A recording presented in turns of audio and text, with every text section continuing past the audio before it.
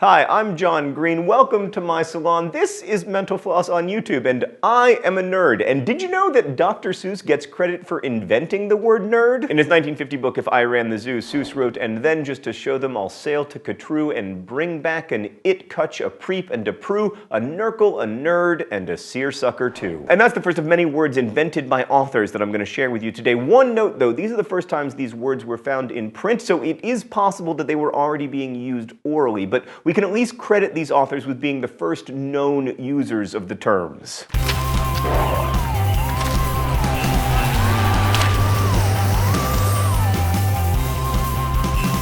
Charles Dickens coined the term flummox in his first novel, The Pickwick Papers, which was published in 1837. Later in his career, Dickens invented the word boredom in his 1853 novel, Bleak House. That's funny because that's what Bleak House made me feel when I read it in high school, but it turns out that it's actually quite good. I was just kind of an idiot. The Oxford English Dictionary credits Geoffrey Chaucer with the first known use of the word twitter. Of course, back then it meant to chirp continuously, whereas now it still kind of means to chirp continuously. Regardless, that word is #old. J.J. Astor didn't invent the word spaceship in his 1894 sci-fi novel A Journey in Other Worlds, but he did change its meaning to the one we know today, a spacecraft. Speaking of authors that have repeating consonants in their name, J.R.R. Tolkien came up with the word tween. In The Fellowship of the Ring, he wrote, "At that time, Frodo was still in his tweens, as the hobbits called the irresponsible 20s between childhood and coming of age at 33. I guess that makes Daenerys a tween, and everyone who works on Mental Floss except for me.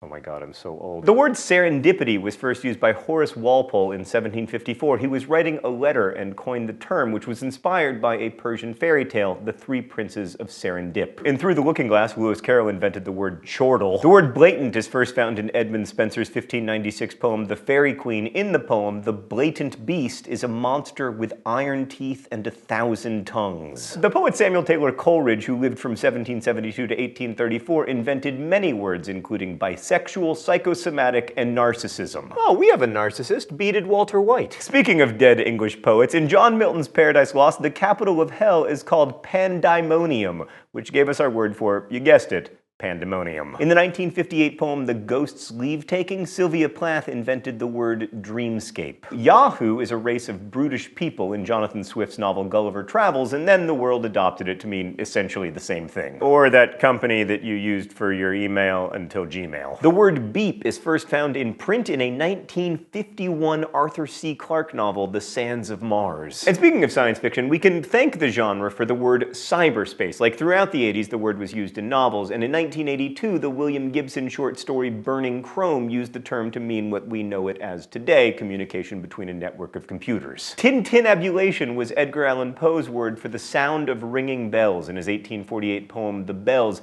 Though you probably don't hear this one regularly, it is in the dictionary. Utopia was Sir Thomas More's 1516 book about the society of a fictional island. This is why we now describe ideal societies as utopias. And if you love words that start with vowels, you're gonna love this one. There's a software called Ansible, which got its name from the 1966 novel Rocannon's World by Ursula K. Le Guin. I know there's lots of Orson Scott Card fans out there who are like, no, that term was in Ender's Game. Yes, but that came after. Now this is technically two words, but it's interesting, so I'm just gonna squeeze it in here. The term atomic bomb was first seen in a 1914 novel by H.G. Wells called The World Set Free. Then the Hungarian-American physicist Leo Szilard read that book and patented the idea of a nuclear reactor. The word gargantuan is borrowed from a 16th century French story called The Life of Gargantua and of Pantagruel by Francois Rabelais. Here at Mental Floss, we like to make gargantuan things tiny, like Genghis Khan and this huge dinosaur and what?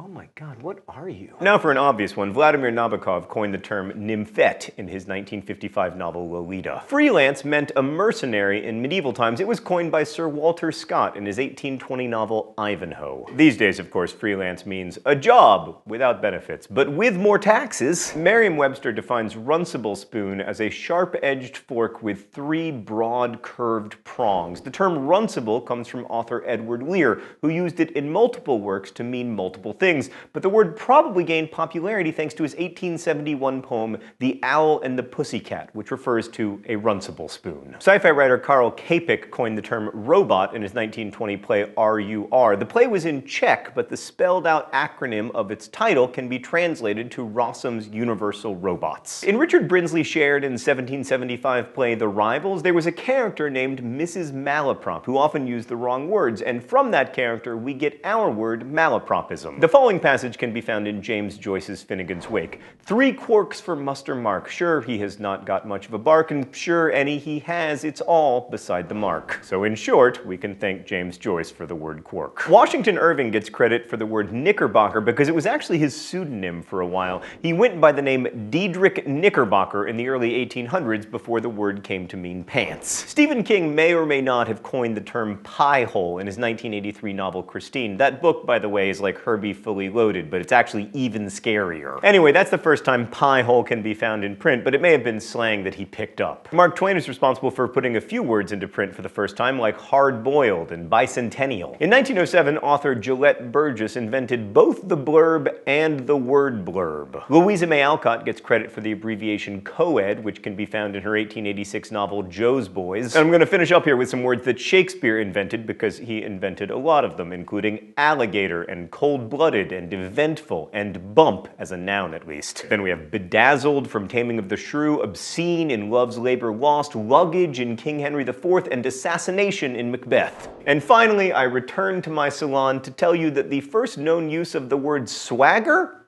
is from none other than Shakespeare's A Midsummer Night's Dream. Something for you rap stars to consider. Thanks for watching Menopause here on YouTube, which is made with the help of all of these nice people. Don't forget to watch our other shows. Thank you again for watching this one, and as we say in my hometown, don't forget to be mock walk.